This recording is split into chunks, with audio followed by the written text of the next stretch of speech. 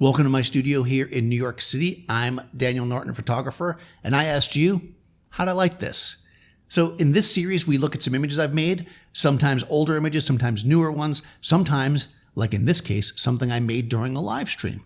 So this is a fun one because I couldn't really remember how I lit this, and I'm looking at it the same way you guys might look at it. So I'm going to tell you how I think I did it, and if I was shown this image, how I would do it.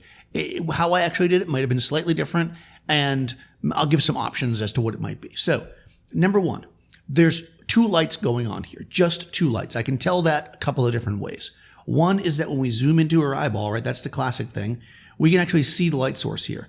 Now, to me, it's kind of round, kind of small, and imprecise. And I think what that means is that it is a beauty dish. Now, knowing myself, it very well could be, or likely it could be a magnum reflector.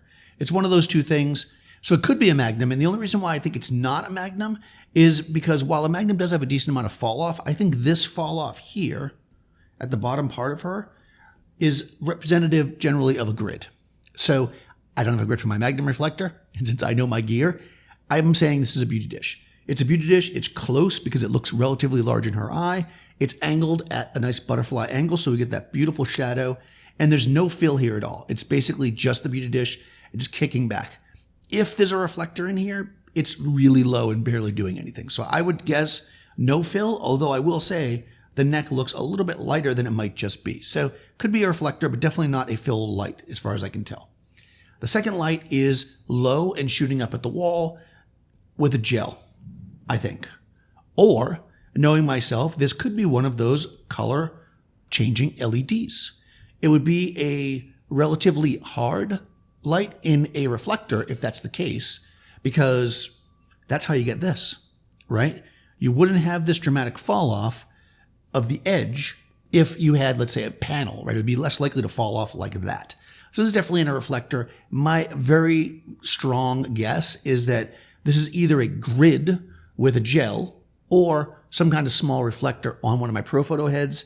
And this one right here is a beauty dish. So looking at it kind of from the side here, if we were to kind of draw this out, I'll draw it two ways. Here's the background. It's a white wall because this was almost certainly shot in my studio. Here's our subject, although she's not quite that close. There is a light here in the back shooting up on the wall. This one is either a grid or a some kind of a reflector, probably a grid. And then in front of her is a beauty dish like that. And of course, I'm right here. This is a very tight set, except I have space for the wall to get the fall off.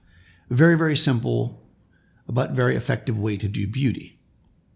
So one of my favorite things to do is to use 1, 2 lights. A third light is sometimes nice because you know you can get paid more if you use more lights, as they say.